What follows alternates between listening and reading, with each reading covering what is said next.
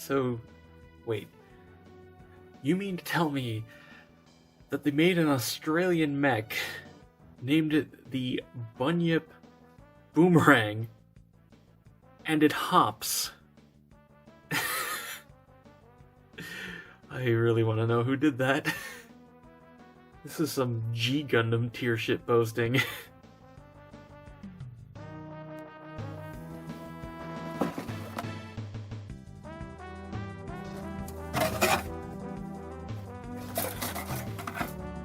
Hello and welcome back to another Plamo review. Today we're taking a look at the high-grade Bunyip Boomerang from Kyoukai Senki.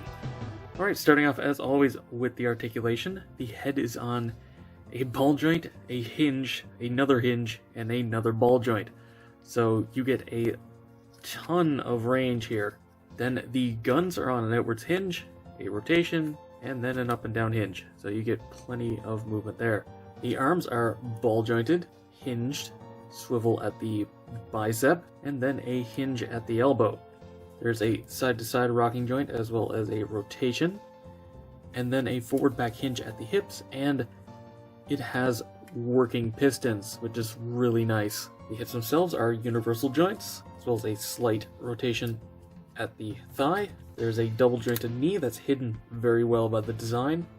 Then there's a secondary sort of, well, I guess this would technically be the ankle if it has digitigrade legs, and that gets plenty of range. And then there's a forward back, side to side, and rotation down at the foot.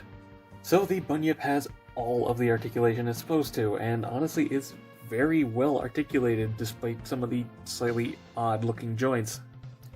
Now getting into accessories, let's start off as always with the sticker sheet and by extension color correction.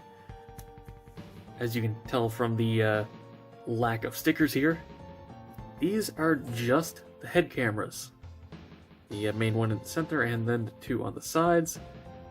And yeah, that's it.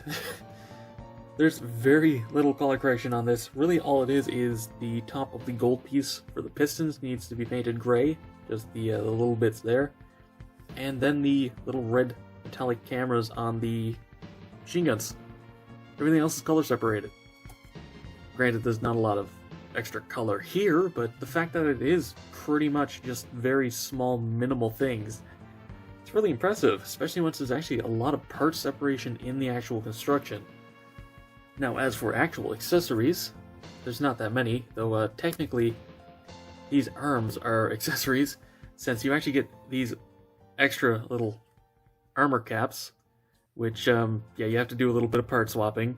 If you want this to be in the park state, you do have to swap off the arms with these caps, which just plug into the ball joint holes. So it's not a big deal, very easy to swap them on and off. I do kind of wish they had bothered to put a little bit of a mechanism in here that actually just fully let it collapse, but yeah, I understand, high grade, you don't want to really put that much engineering into it. But aside from that, you also, as you can tell by the little tabs here, get a couple of extra tiny stands, which just peg into the feet, and to let the Bunyip actually be stood up on its toes, which it can do on its own in the show, but that's mostly because of like auto balancing or something the AI does.